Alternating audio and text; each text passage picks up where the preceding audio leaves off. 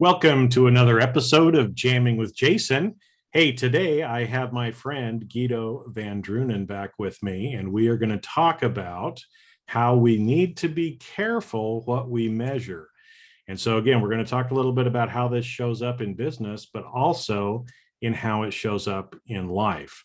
Because I don't know if you're like most people, but often you find out that what you're measuring may not actually be what it is that you need to measure. So with that, whatever you do, listen to the whole episode and make sure and let your friends know about the Jamming with Jason podcast. And here we go. Let's roll that episode. All right, Guido, it's great to have you back, man. I know last time we had a lot of fun. There was a lot of laughing, which I'm guessing there's going to be this time too. Yeah, well, first of all, thanks for having me back, Jason. I really appreciate it. I think it's a lot of fun to do these with you, and you're a master of your trade or your craft, and I certainly appreciate the opportunity to spout off a little bit on some of the things that I've seen in my career. And one of the things, as you know, is I'm starting to write a little bit about something that I call benchmark driving behavior. And this is something that's come up over the years where I've observed various things, both in the investment realm, in the safety realm, in the financial performance realm, in the performance appraisal realm, where it's like, is this outcome really the one that we wanted? And regrettably, sometimes that has led me to the conclusion of, it never ceases to amaze me the caliber of people the organization can do without as a result of poor benchmarks. And so, well, because we often make bad decisions, right, using numbers that we think are right, and that's we end up kidding ourselves sometimes, because I tell people this in risk management especially, right, is they think they're making a good decision, but they're relying on bad data. And so, sometimes the data doesn't really tell us what we think it's telling us, right? And so again, I just wanted to kind of, because I know you're using the term benchmark, and so I just want to kind of level set for people, because sometimes that term has different meanings to different people, right? So what we're kind of talking about when we use the word benchmark, it's tracking data or using data to try to drive behavior. So sometimes, again, that could be like budget. Tracking a budget is a form of benchmark, right? To manage your actual spending versus what you budgeted. They could be things like key performance indicators, right? KPIs, sometimes people talk about or use. That'd be another kind of example of this, but we're even going to pull in some personal stuff as well, because again, we all track data or do certain things in our own personal life even, and these same concepts relate there as well. So yeah, I know you've been working on an article about this, so let's just kind of dig in. With it, I loved some of the quotes that you had, the Drucker quote and the Einstein quote in there, which are great. And some of the kind of examples that we can talk through to just show people, what do we mean by this? How can this, because again, most people that I meet are like, data is good. We need data. We need to analyze the data. We need to be tracking the data. And we do, but, right? And I think that's what you want to share and have us talk about today. Right. And again, I'm certainly not suggesting, and I think your distinction here of what I'm terming as a benchmark is I'm not comparing a company to its peers or somebody to its peers, because I think that brings with it a whole different set of problems that you could probably do 20 other podcasts on. Yeah. But what I'm more looking at is, okay, what are we measuring people against, and how does this cause them to behave? And is that necessarily in the best interests of the organization? Is it necessarily in their own best interests? There's a variety of things that come into the mix there that could be problematic. And one of the things that I do want to stress is that a lot of this is anecdotal. It's based on experiences that I've had personally or have seen during the course of my career. I have not done any statistical analysis of this. And you came back to one thing is data. I mean, there's just so much data out there right now, and we should not necessarily always use that data, or when we do use that data, we should think about, okay, what is this going to cause, and what behaviors will it drive? And I think that's, that's key. You did mention the Einstein quote. I mean, to paraphrase, we shouldn't always measure what we're measuring, and sometimes we can't measure what we should be measuring, right? Yep. And that's that's key. Drucker has had significant influence on management and the way things are done in business. But I would say that spilled over to some of the things that you've mentioned earlier as well. But he does stress that things need to be measured from a performance perspective, but he's not looking to drive perverse outcomes. And sometimes our benchmarks, as used within an organization for people from a performance management perspective or safety perspective, or a sales perspective, sometimes drive perverse outcomes.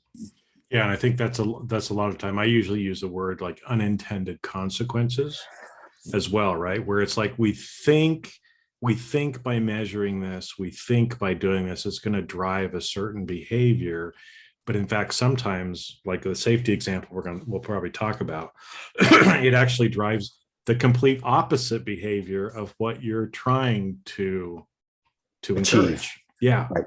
And not to say that, look, I'm a big believer in safety. I mean, I've worked in, manufacturing and oil and gas chemical industry. And I've been to plenty of sites. The first thing we do is we start with a safety meeting, right? Whereas, in the professional services industry, people like paper cut. Yeah, that's anathema, right? I mean, it's to the point of, okay, if you have a red eye flight, you're not supposed to drive more than 15 minutes to your hotel. Those types of safety tips that just don't exist in the consulting industry, right? Because it's just a different mindset. Because if things go wrong in a chemical plant or in a petrochemical plant, that's a big deal. Yeah, that's a big deal. Yeah. But since we're on the safety incident, we've all seen it, right? If you drive by a manufacturing facility, you see 17 days without any incidents from a safety perspective. And that's a really good thing to have, where you're tracking and you're making sure that you don't have any safety issues. But I've also seen situations where, if you do have a safety incident, that you can get dinged for that, in the sense of, oh, you're going to lose part of your bonus, or you're going to not get that promotion because you had a safety incident. Now, that could be directly attributable to you, or it could be somebody on your team that had that incident, but you're going to get impacted by that. And that can sometimes drive aberrant behavior. For instance, in some remote locations, I experienced people had fallen off a ladder, and I learned that wasn't recorded as a safety incident. They were okay. They were a little bit banged up. So you know what? We'll put them in the GM's office to kind of cool down, and then we'll send them home for a week to recover. But we're not going to report that as a safety incident, because then we've got a ding against our name. And so the benchmark as such is measuring something that's really important. But because of the consequences, sometimes you have aberrant behavior, which then means people aren't reporting what they should be reporting. And that can have some serious consequences. Well, yeah, and I used to see that a lot, because again, I mean, I have a big manufacturing background as well, and we always used to track what were called lost time incidents, which meant if somebody had a safety incident and they had to go home or go to the doctor, if they weren't able to show up for their next regularly scheduled shift, then it counts as a lost time event. Okay.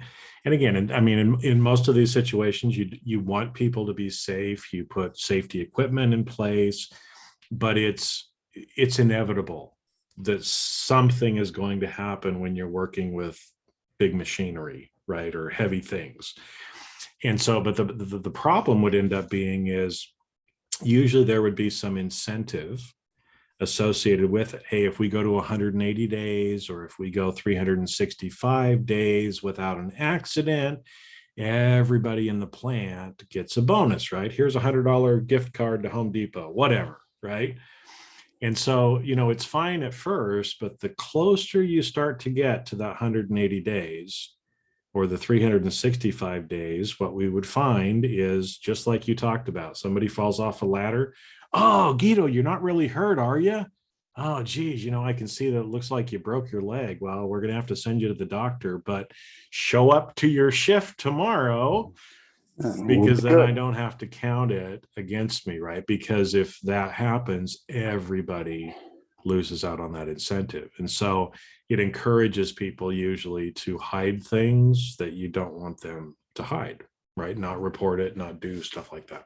Yeah, and then let's take this out of and that's not meant to be nefarious or anything like that. But another example is you measure spills and breakages, right? And so I've seen people saying, well, we've reduced our spills and breakages by 30%, but in that same time period, you had a downsizing of 50% of the staff. So in theory, you'd have to say it kind of went up as opposed to down.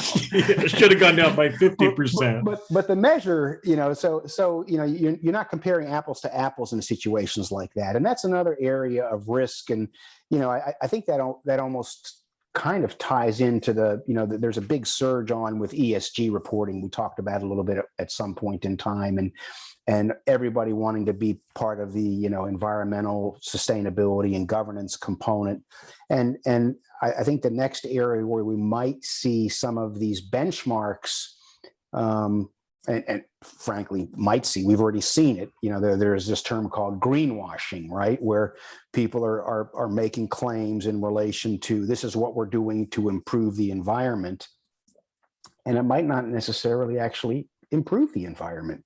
It might actually, when you start poking at it, it could actually be worse, and that could be from a slave labor perspective, or it could be from a environmental impact perspective. But the whole ESG initiative, which has now really gained a lot of force and steam, does have some problems behind it from a greenwashing perspective, which is, again, benchmarks put in place that might not necessarily achieve what you're trying to achieve. Well, and that's why there's the greenwashing. So again, that might be a term that some of you are not familiar with. So I'll just kind of explain that, and then I'll give you a real life example about that. Okay. But greenwashing is where you're putting out numbers to show that you're environmentally friendly, when in fact your actual actions underneath it are not necessarily what you are presenting to the public. Okay. And so this happens sometimes. I mean, people could call it fraud, at that point. If you're intentionally misleading the public, that would be fraud. But what's funny is this comes about with environmentally friendly movie stars, public figures, people like this. Okay. And so here's like a real life example is, you get somebody who is, let's just say they're a social influencer, they're an actor, they're an actress, everybody knows who they are. Okay. And so you see them, they're driving around here in LA, in their Prius or in their Tesla, because they want to show that they're being environmentally friendly. So they're driving a car that runs off electricity, okay, or that's hybrid, so that they're not polluting, right? Like people that would, and sometimes they might even sneer at somebody who's driving a big truck, that's pumping out exhaust out of the back, and they say, oh, look at me, I'm driving the Tesla or the Prius, I'm environmentally friendly. And so on the one hand, they're doing that, and then they go jump on their private jet to fly across the country to New York for a gig. And in that one flight, right, they put more greenhouse gases into the environment by taking a private jet than they will for the rest of their life in any car that they drive. Right. And so that's an example too, where sometimes we get we think we're managing it well, but there's another part that we're not. Right. Yeah. And I look, again, not to say that there shouldn't be benchmarks and that we shouldn't be measuring things or measuring performance, but if you don't really think about these benchmarks that you're using for performance or other things, you can end up with, we've referred to it as the law of unintended consequences, which can be really severe. I mean, if we take an example just on the HR side of the house, performance appraisals. I mean, every organization does them. GE was known, in the Welsh days for the, rank and yank. Everybody wanted to adopt the rank and yank system. So they did. GE got rid of it years ago because if you take it to its logical conclusion, every 10 years, you'd have all new people. If you just extrapolate that out, and they would see, and there's a very good book out at the moment called Lights Out. It's about the GE story and how, under Welch, Immelt, and the successors to those guys, what actually happened along the way. And they provide an anecdotal example of where people were, had been deceased during the course of the year or had died during the course of the year, were put into the system so that they could use them as being ones that's that they part of that bottom 10. That's right.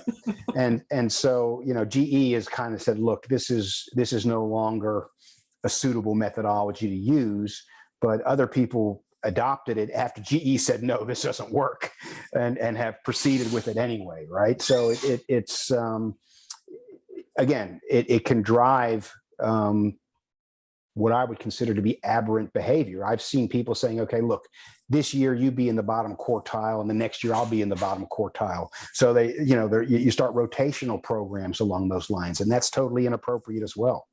So if you're really doing something from an HR perspective, there needs to be a real cohesion between the development of that benchmark, the people that are getting measured, and how that is going to get tied to, compensation and other things. And to some extent, if we bring it back to auditing for just a second, the external auditors and the internal auditors are already looking at this, right? As what's the compensation scheme? What does the compensation scheme incentivize? So where are some of the risks that might arise as a result of this? Mm-hmm. But it's not necessarily as well thought out and disciplined as it should be from my perspective, because there's some things that can really go wrong here, and I think we've seen that in the past. Look, this is not anything new. This is old as Roman times, right?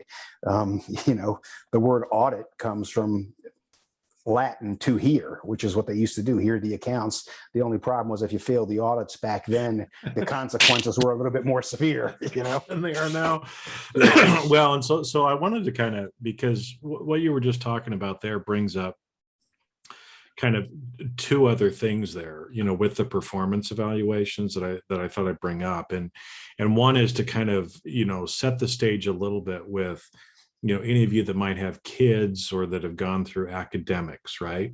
We've had a bell curve forever, right? A, B, C, D, F. Okay. And in a traditional bell curve, there's a certain percentage of the people that would get A's, B's, C's, D's, and F's, right? And most people, average is C, right? And so in theory, under a traditional bell curve, almost 70% of the people would get a C. And that used to be acceptable, right? Because we just understood how it works. C is not bad, it's just average. But over time, there has been this, grade inflation to where now we have to give everybody A's and B's. And if you get a C, it's really like you're failing, right? And so because of that, even though we had a mechanism for grading, it's gotten out of whack, right, with some of these unintended consequences of what it's not supposed to be. And this has crept its way into performance evaluations as well, right? And I've seen this on the positive side and on the negative side. The one is where same thing, everybody gets a 4 or a 5. Why? Because if I put a 3, then that person feels like they're failing, and I got to go through a bunch of red tape to explain why this person is just average, right? So you've got that one side. The other side that I've seen as well is where draconian methods are used to say, Well, nobody on your or within your team, you have to meet the bell curve, which means so sometimes if people have, let's say, a group of 10 people, right? Well, if they can only give maybe 1 5 and 2 4s, and the rest have to be in whatever, right?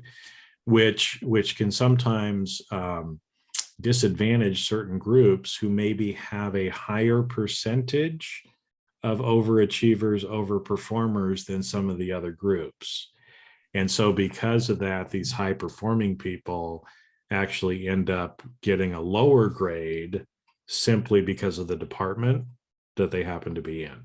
Right. And so again, I don't know if you've seen that too, or if that's look, you raise three things there that are really quite crucial from my perspective. First of all, what I call the Lake Wobegon issue, where everybody is above average, right? Garrison Keillor made that very clear.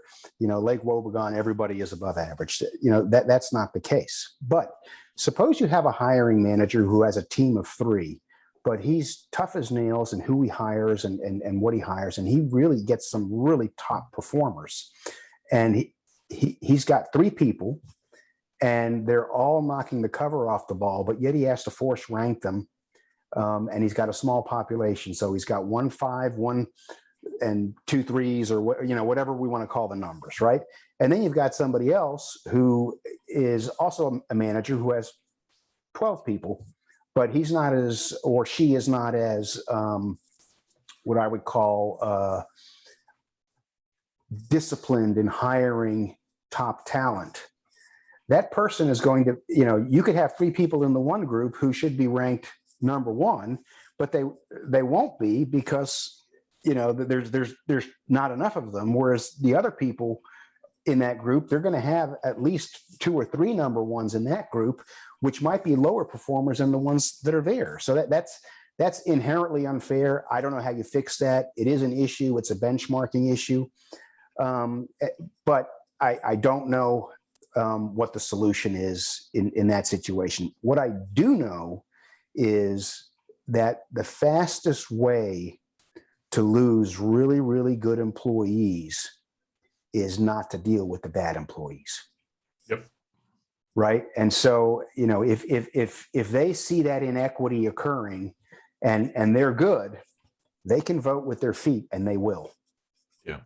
And so that's, go ahead, Jason. Well, I was going to say totally true, because like you said, the problem is, and like I said, I've seen this over my career, because I like to think that I had some above average people in my in my group, who were outperforming some of the people in my peers groups, but they got lower performance ratings, right? And then on the flip side, another one that I've heard a lot too is this came from a lot of people like to do surveys to collect data, again, to kind of benchmark off of, right? And so one of the auto manufacturers, won't say which one, but every time you get service done, and actually probably all of them do this, but I'm thinking of a particular one. This is a real life example, okay? Is, every time you go and you have your car serviced, right? You go and you get oil change, you get whatever, right? Put new tires on it, whatever. You get a survey in the mail or on the phone that you have to fill out. Now, I've had people at the dealerships say this to me. And in fact, one of my friends used to be a service writer for this manufacturer at one of their dealerships. And so I heard this from several different places of, you're going to get a survey, and if there's any reason why you can't give me a 10, I need you to let me know right now so I can fix it. So when that survey comes, you will give me a 10 out of 10. And so it was like the first time I heard this, I'm like, what are you talking about? And they're like, our corporate is pretty stringent about this. If we get anything less than a 10, all hell breaks loose on us, right? And we can end up losing our job or having our compensation cut back. And at first it kind of blew me, and I stopped in my tracks and I go, are you kidding me? Yeah. Not everybody can do 10 out of 10. It just doesn't work. I mean, no matter how good you do, some people would not rate you as a 10 anyway. And your service level is probably never always going to be at a 10. What's wrong with a 7 or an 8? Right. But so because of that, they've put this whole intricate system in place. They're collecting all of this data. And at the end of the day, the data means nothing, because all the data has been manipulated to be 10s. Right. Well, I guess we must drive the same car. You've had the same survey. Okay. Off air, we can talk about it. But having said that, I've got 2 different makes, and they, it's the same thing. So, yep. That is a situation where, people have become so cognizant of what they're measured against that they start to manipulate the benchmark. And the monitoring of those benchmarks as a result is flawed, right? It's not just having a benchmark and then saying, oh, everybody achieved it, but also, how did you achieve the benchmark, right? I mean, it's like, I got the most sales. Well, how'd you do that? I paid the most bribes. It's like, well, there's a bit of a problem here, right? We're laughing about that, but that is so what happens in real life, folks. Right, and it's one of these things that you have to be very, very careful. And one of the things that I write about in the article is that if you look at these benchmarks, you should always pull them back towards the code of conduct and the mission statement and the value statement of the organization, and say, how does this tie in, and how does it actually help us achieve this within the framework, right? And I'm not sure as to whether those individuals devising the benchmarks can actually show me a documentary trail that would tie them to the core values of an organization or the code of conduct. Say, oh, well, the code of conduct overrides everything, right? Well, it's just do the right thing. Well, what is the right thing? Because Fred next door is getting $6,000 a month more because he's going to X, Y, and Z entertainment, and I can't go to that entertainment because it's kind of things start to slip. Mm-hmm. So it's that kind of situation that you're dealing with. Well, and I think a lot of times too, like you said, we need to have, because this is another mistake that a lot of people make, is they start measuring things without really having that line of sight as to what it is that we're trying to accomplish and what really is important, right? Because like we said, I think the Einstein quote, not everything that counts can be counted, and not everything that can be counted counts, right? And I've seen a lot of people that they'll default to using certain metrics because they're easy to calculate. It's easy to get the information, so we're going to track that.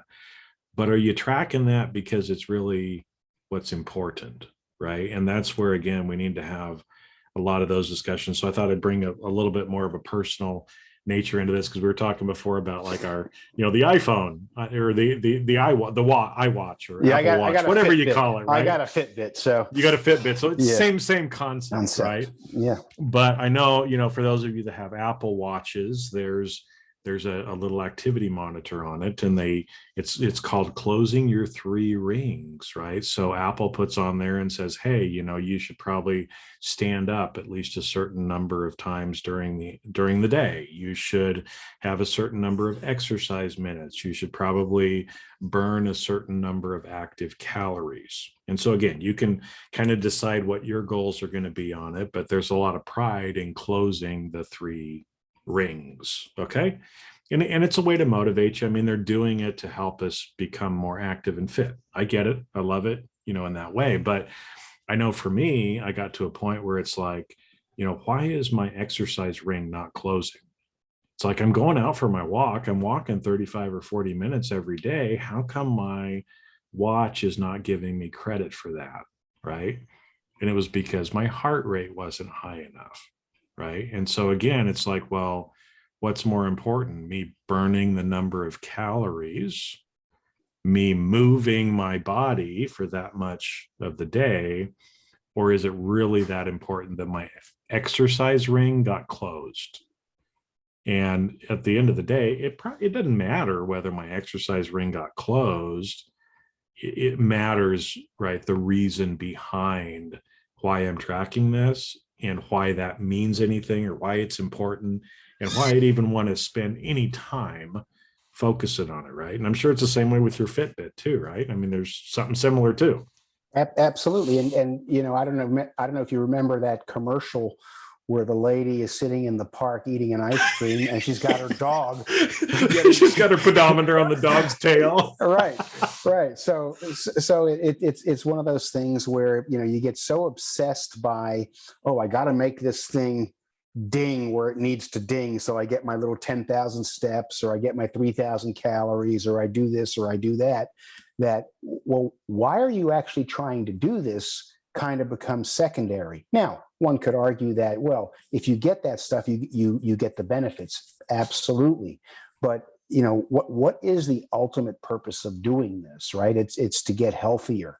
And do we want to, you know, manipulate that, or you know, and you tied it to a personal situation. I mean, you know, you can tie that to a business situation. I mean, in the article, I also tie it to a war situation, which is effectively horrendous. But you know, these benchmarks are something that, you know, they get etched in people's minds, and that becomes the be all and end all of you know, perfect attendance awards, right?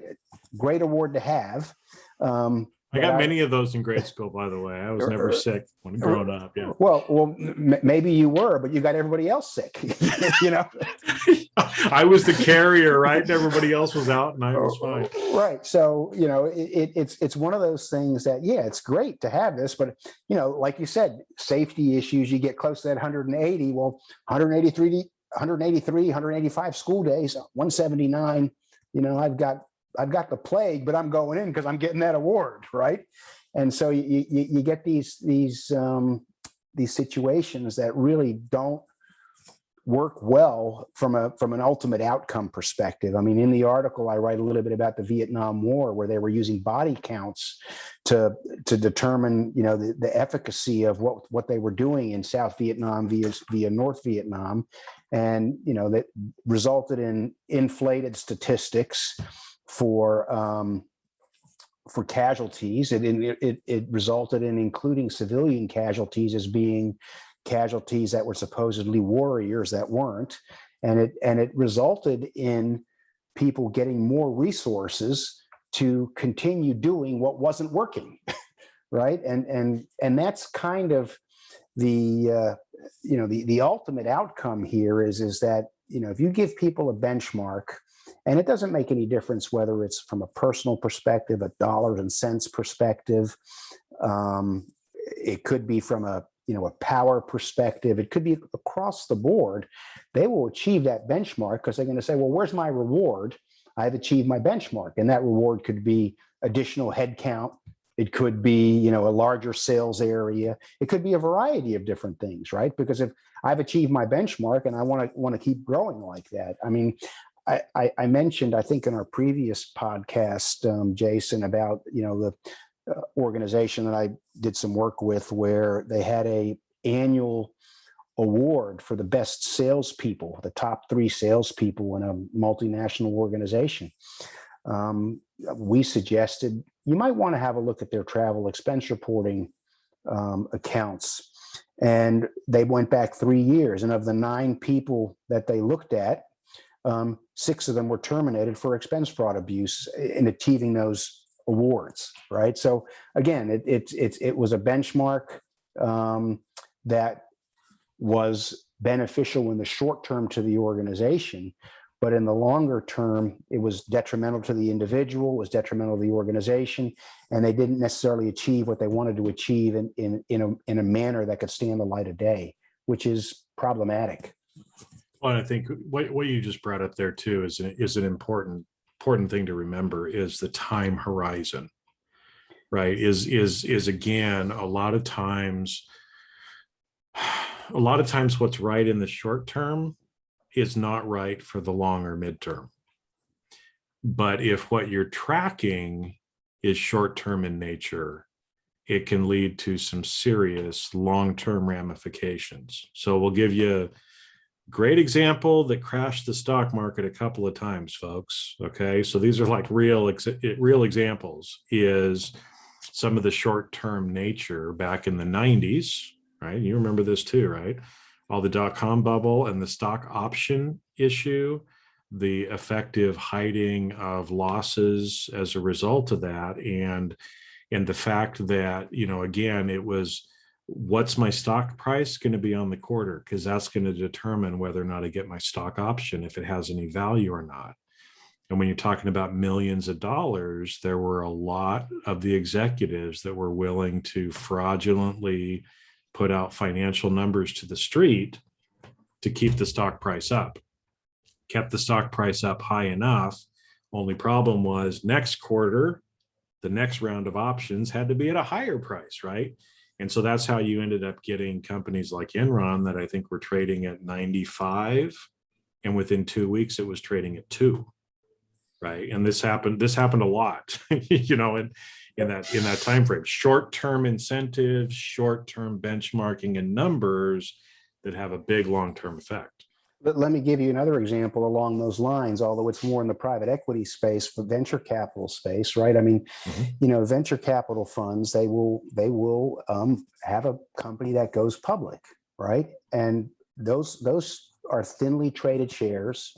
They don't want to necessarily flood the market with 7 million shares because it'll cause the price to plummet, right? But I've seen, regrettably, where, right before fundraising starts and they want to boost the IRR, where certain venture funds have decided that, if we buy 10,000 shares of this $3 stock, it's going to go up to $8. Our IRR is going to look great because we hold this many shares in the fund and we can mark them to market. Right. And so short-term benchmark to go and raise funds to show a better IRR. And if, be careful, those are things that have occurred. I think, people are watching that more closely now, and there's a lot more focus on that. But the other thing is, I sit here in a position of luxury, right? I got my computer, I got my coffee, I got everything. I got my car in the garage, even if I have to put a 10 on the survey. But if you're running a startup and you've got to drive sales to be able to get your next round of funding, or you've got to drive, visits, visits to a website, or drive, whatever you're using as a metric, and it's going to be, death or success, based on that, it becomes very, very difficult. And it takes a lot of character to say, we're not going to hit that target this month, but we'll hit it next month. We're seeing the Theranos trial, which has just started as well. And, they were saying we have this many tests that are successful. Apparently that wasn't the case. The trial will reveal what was the case. We'll see what happens. Yep. But there were benchmarks set for themselves, which then they reiterated outside of the organization as to what they were going to achieve, and they couldn't hit them, and it caused aberrant behavior, and it was a matter of survival. And so again, it takes a very strong person to be able to say, we're not going to be able to make it this quarter, but we can make it next quarter. I take my hat off to Target, who really got hammered when they decided they were going to do this revamping. In the long term, it was the right thing to do. And if you look at their stock price, that's evidenced. But the street punished them for, reinvesting capital into the stores and things like that. So there's a variety of individuals, and ultimately it always comes down to people, right? It always comes down to people. Can you say no when you have to say no? And frankly, I'm not sure I could always say no when I have to say no. I'd like to think the answer to that would be yes, but it comes down to people. Well, and like you said, it's the behavior, or it's a lot of times the pressure on it, right? Again, like you talked about, if you've the livelihood of your business is, hey, we can't raise our next 90 days of cash if I'm a startup company, unless I meet certain things, right? You're going to do whatever it takes to get to that point. And, there's a whole concept in the law about duress, right? If somebody holds a gun to your head and you sign a contract, you didn't really sign the contract, right? Because duress, you were under duress, therefore you were not making it of your own free will, right? And how many people end up under the equivalent of duress because of sometimes some really ludicrous or overarching things. You know, it reminds me of the Wells Fargo, 8 is great. They just came up with the number 8 because it rhymed with great.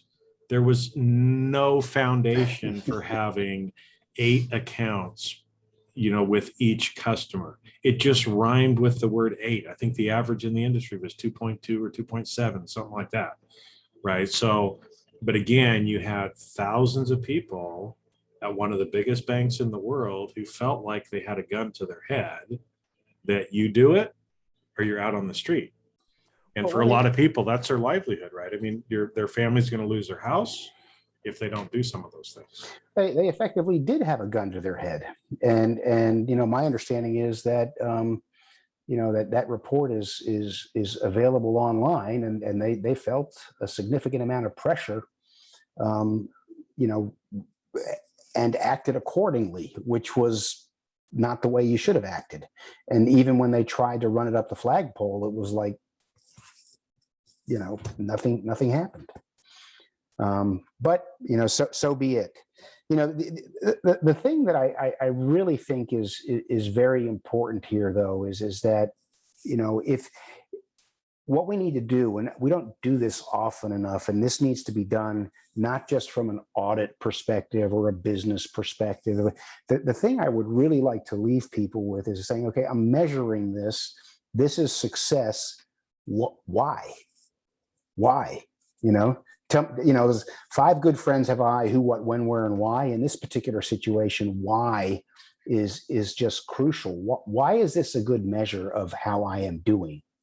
And that might actually result in you saying, well, maybe I don't fit here because this isn't the way, you know, that I necessarily do anything, right? I mean, you know, if you look at professional services, utilization rates, or if you look at manufacturing, capacity utilization rates, those are very, very important. But if I have a, you know, 90% utilization rate, but I'm only collecting 50% of what you're producing, yeah, who cares? Who cares, right? So again, it's not just having a benchmark. It's not just scrutinizing the benchmark. We also need to monitor the people that are actually saying, okay, I got this, or I hit the target. Okay, well, how did you hit the target, right? And what are the, you know, because look, gaming the system is in some situations, you know, national sport. I mean, if you look at, you know, back in the old Cold War days, Russia had the 5-year communist plan, right? Okay, we're going to make 700 tank turrets, but we're only going to make 300 treads. So how does that even fit together? And everybody was just so focused on their measure of success that the overall outcome, you know, in addition to Reagan bankrupting them effectively, you know, did not achieve what they were trying to achieve, right? So there's the individual benchmark that has to be looked at it from an organizational perspective. And, you know, you've run into the side agreement issue on sales probably a plethora of times. You know, I mean, I don't know what else, you know, Jason, but my key point is ask why, and then continually look at these benchmarks that you're actually being measured against, and make sure that you're not going off the reservation, and make sure that the people who you're measuring against benchmarks are being treated fairly. Because again, you know, the best way to lose employees is, you know, to not deal with non-performers who could, per the benchmarks, be solid performers, right? Quite often, we've mentioned professional services organizations. It's like, well, let's put Fred on that project because it's kind of mundane. He's not really that great. He can just you know, stamp the documents and he'll be 100% utilized. Year end comes around. Well, let's give Fred a bonus. He's 100% utilized. He's dumber than a box of rocks, but he's 100% utilized. you Yeah. know? Well, because like you said, a lot of times there's, so ask the questions, because sometimes, especially these individual things that you're measuring by themselves, do they fit in the bigger picture? And how important are some of these things too? Because, I wanted to kind of end too, a little bit on a, personal note as well, right? Because coaching people, especially people that are high achievers, I see this a lot of the time where they'll set themselves unachievable metrics, targets as well, right? And so, so what ends up happening, or they're measuring the wrong thing, right? Like I kind of said, right? Is it more important if you're trying to be healthy just to be moving? Okay, there's differences there than if weight loss is your intention, right? You'd be measuring different things if you're looking for, health and energy versus weight loss, right? But the same thing too is sometimes we tend to, do the equivalent of putting the gun to somebody's head and saying, you're going to do this that I know is completely unreasonable, but you're going to figure out a way to do it. And the problem is when we do that to ourselves, what ends up happening is we start blaming ourselves. We start going down this spiral where we think we're a piece of shit because we didn't meet some unreasonable goal that we set for ourselves. So again, right, just to kind of think about it too is, well, is it the right thing to measure to help us get the long-term result? And is whatever target or goal I set, is it actually reasonable? Yes, we want some stretch goals, right? But again, what's more important, right, is I love the story that I heard attributable to Muhammad Ali. I didn't hear it from himself, but it's a great story anyway, right? Where he said, I don't count my push-ups. What do you mean you don't count your push-ups, right? Most of us would say, I'm going to do 3 sets of 20 push-ups in a day. So I'm going to do 60 a day and I'm going to count them out, right? And I'm going to mark on my little list that I did my 3 sets of 20, right? Good. So I do the 20. And he says, no, I just do push-ups until I can't do them anymore. Well, that's the difference between a world champion and the rest of us too, right? Yep. Did Muhammad Ali have a need to track how many push-ups he did? No, he just did them. He didn't count them. In fact, here's subconsciously, you'll do more push-ups if you don't count them. You don't realize that probably, but I'm not doing any of them. You're not doing it, so it doesn't matter anyway, right? Yeah, you actually will do more push-ups if you're not counting them because you don't know where you're actually at. It's a valid point, and bringing this back to in the beginning when you mentioned my interpretation of benchmarking. I mean, I define it in my article, but one of the things that I found very, very fascinating. I mean, if you look at corporate salaries in the U.S. compared to the rest of the world, I mean, they're multiples. I mean, many, many multiples higher than they are in Western Europe or in other jurisdictions for publicly traded entities, right? And one of the things that's kind of interesting about this, all these salary and advisors to the board are going around and benchmarking against these other entities. And so this becomes an arms race, right? They all want to outdo each other. So the benchmarking there has become part of the problem of the inflation. It used to be, it was about 40 times a line worker's salary that the CEO got.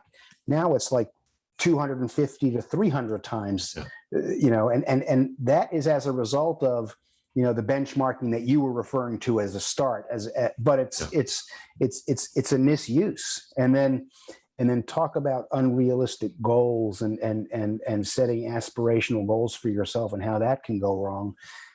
And I can't remember if this was Lewis or if it was Clark, but they came back from their expedition. One of them became the governor of one of these massive territories, and he shot himself and said, "I really haven't done much with my life."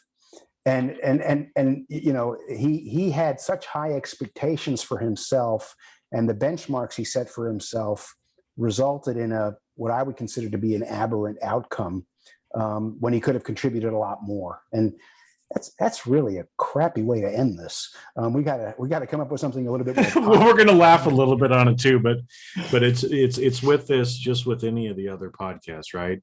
Folks, everybody who's listening, there's layers to this. And if you think we're just talking about how to be a better leader or how to do this in the corporate world, you didn't hear us fully, right? Go back and listen again, because, a lot of times, like you said, whether it was Lewis or Clark, whoever it was, right? How many of our organizations are doing effectively the same thing? How many people within the organizations, maybe they're not shooting themselves, but they're having a nervous breakdown, or they're committing fraud, they're having to go to jail, they're doing some of these other things because of these unrealistic expectations that we're placing on people, because the benchmarks, the metrics are set too high, or they don't even matter, right? In fact, I would dare say probably half the things we're measuring, stop measuring. Nobody's going to even notice. Well, but how often have you seen it, at year end? Well, what did we do this year? We did 100 million. Well, let's increase that by 10%. Well, based on what?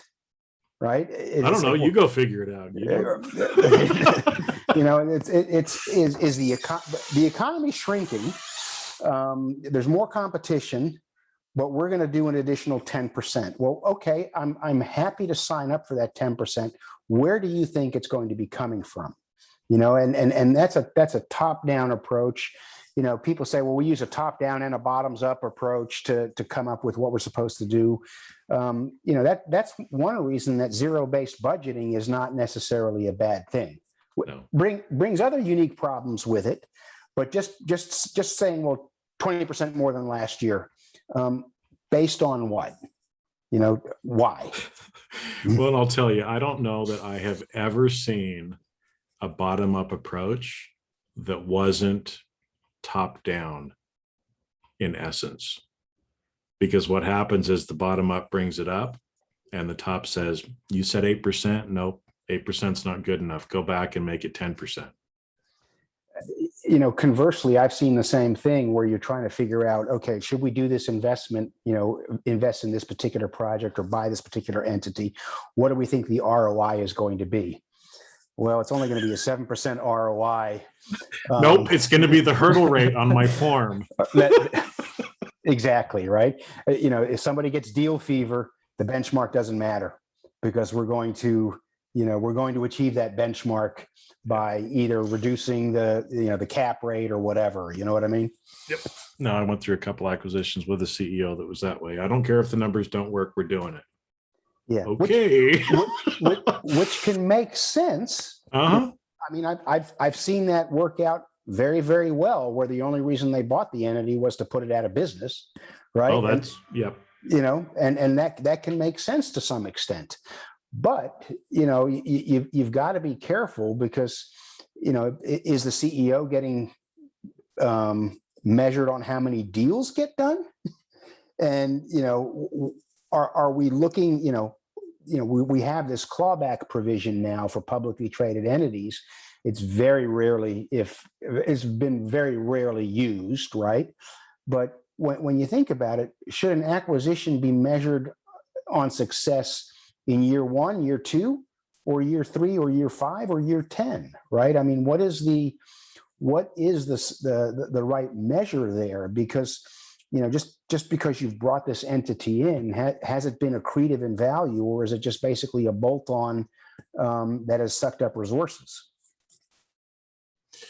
Oh, good stuff. Well, I know we need to kind of wrap up, because I know people have to get back to their day too, but maybe just kind of wrap up and give everybody a little some of the high points again, because first off, if you're not measuring anything, maybe you should ask yourself, maybe we should, right? Because we usually perform if there's some metrics. But if you are using these metrics, are they the right numbers? Is it measuring what you think it's measuring? Are the expectations unrealistic to where you could end up getting some of these unintended consequences as well? Because again, we've shared several different anecdotal things of real life examples too, of where this ends up sometimes going awry. So again, today's, just be careful about what it is that you're measuring. and really ask the question, right? Because again, so many people now, we just put our head down, we do what we're told, we don't ever question anything or ever think about anything. So again, it's meant to be thought provoking, because chances are you're measuring something you probably don't need to. You might be measuring it and thinking that certain things are happening and they're not. So any final comments here, Guido? No, Jason, thanks again. I really appreciate it. I will post my article on LinkedIn in due course. There'll be more to follow. I just think we just need to be very, very careful. We should be measuring things, but we just need to be very cognizant of what we're measuring and what the outcomes will be. And hopefully this will help people just, ask, why am I doing this? Well, that's one of the important questions, right? One of your favorite friends. Why? Yep. Why? Mm-hmm. So thanks again. Oh, you're welcome, man. We'll have to have you back too, because we always have a great time. So, all right. Sounds good. all right. Thanks.